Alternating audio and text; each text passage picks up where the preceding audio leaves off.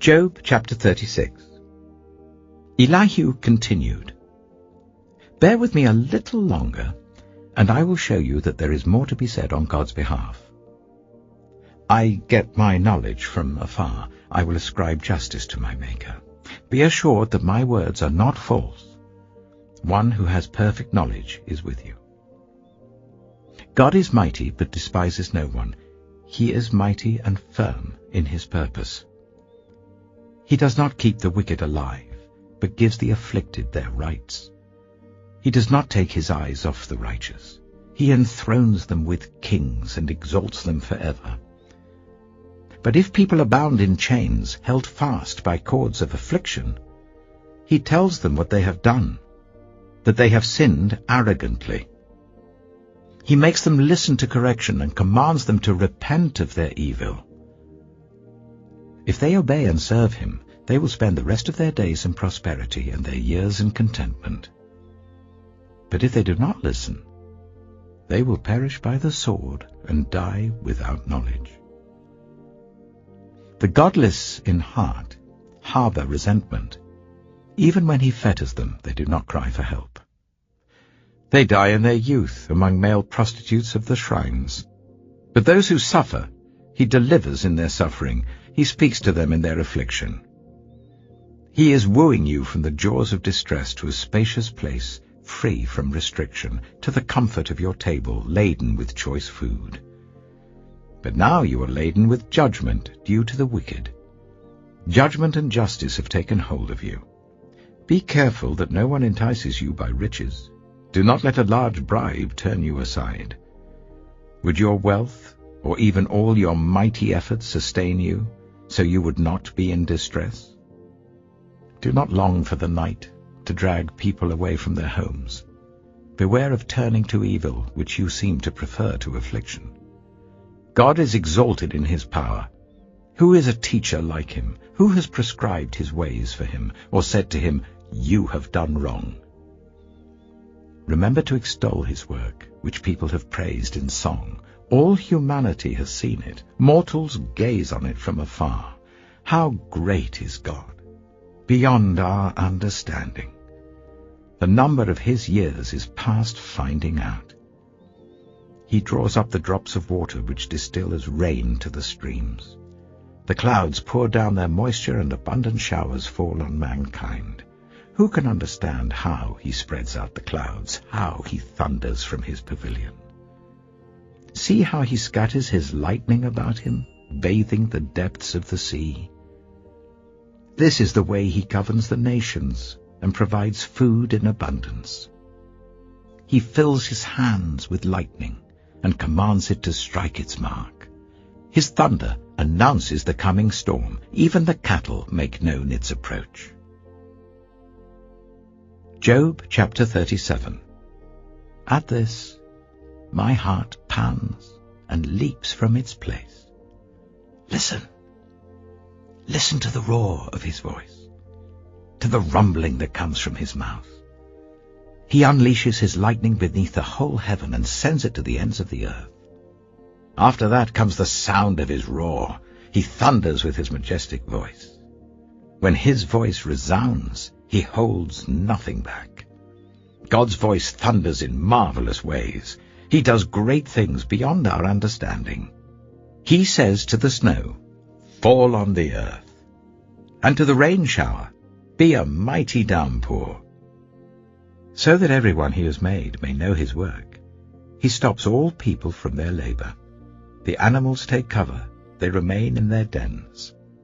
The tempest comes out from its chamber, the cold from the driving winds. The breath of God produces ice, and the broad waters become frozen. He loads the clouds with moisture. He scatters his lightning through them. At his direction, they swirl around over the face of the whole earth to do whatever he commands them. He brings the clouds to punish people, or to water his earth and show his love. Listen to this, Job. Stop and consider God's wonders. Do you know how God controls the clouds and makes his lightning flash? Do you know how the clouds hang poised, those wonders of him who is perfect in knowledge? You who swelter in your clothes when the land lies hushed under the south wind, can you join him in spreading out the skies, hard as a mirror of cast bronze? Tell us what we should say to him. We cannot draw up our case because of our darkness. Should he be told that I want to speak? Would anyone ask to be swallowed up? Now no one can look at the sun, bright as it is in the skies, after the wind has swept them clean. Out of the north he comes in golden splendor. God comes in awesome majesty. The Almighty is beyond our reach and exalted in power. In his justice and great righteousness he does not oppress. Therefore people revere him. For does he not have regard for all the wise in heart?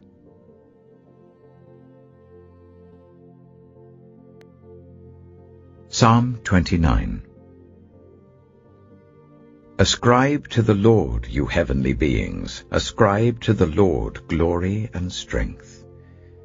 Ascribe to the Lord the glory due his name. Worship the Lord in the splendor of his holiness. The voice of the Lord is over the waters.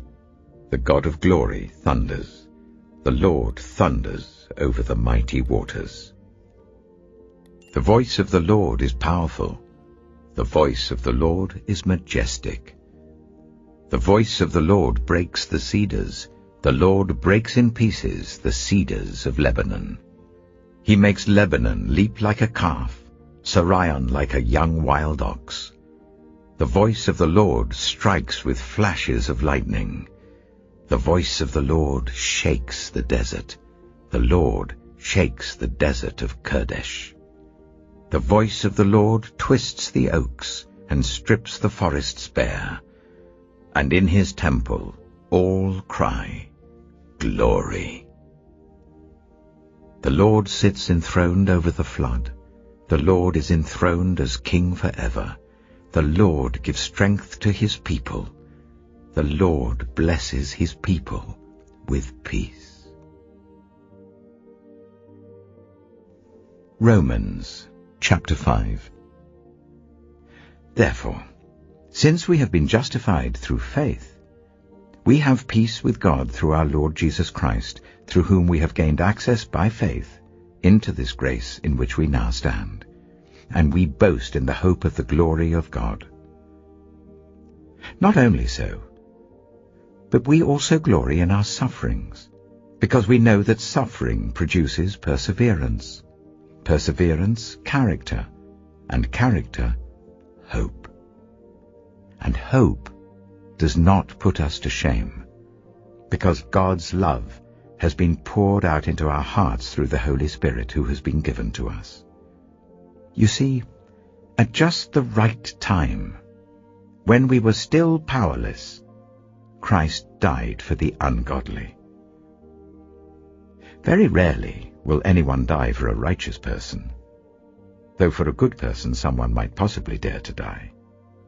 But God demonstrates his own love for us in this: while we were still sinners, Christ died for us. Since we have now been justified by his blood, how much more shall we be saved from God's wrath through him? For if while we were God's enemies we were reconciled to him through the death of his Son, how much more, having been reconciled, shall we be saved through his life? Not only is this so, but we also boast in God through our Lord Jesus Christ, through whom we have now received reconciliation. Therefore, just as sin entered the world through one man, and death through sin, and in this way death came to all people because all sinned. To be sure, sin was in the world before the law was given, but sin is not charged against anyone's account where there is no law. Nevertheless, death reigned from the time of Adam to the time of Moses, even over those who did not sin by breaking a command, as did Adam, who is a pattern of the one to come. But the gift is not like the trespass. For if the many died by the trespass of the one man, how much more did God's grace and the gift that came by the grace of the one man, Jesus Christ, overflow to the many? Nor can the gift of God be compared with the result of one man's sin. The judgment followed one sin and brought condemnation, but the gift followed many trespasses and brought justification.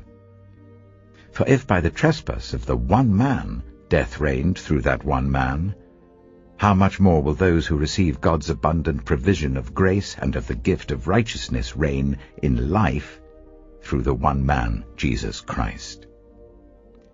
Consequently, just as one trespass resulted in condemnation for all people, so also one righteous act resulted in justification and life for all people. For just as through the disobedience of the one man the many were made sinners, so also through the obedience of the one man the many will be made righteous. The law was brought in so that the trespass might increase.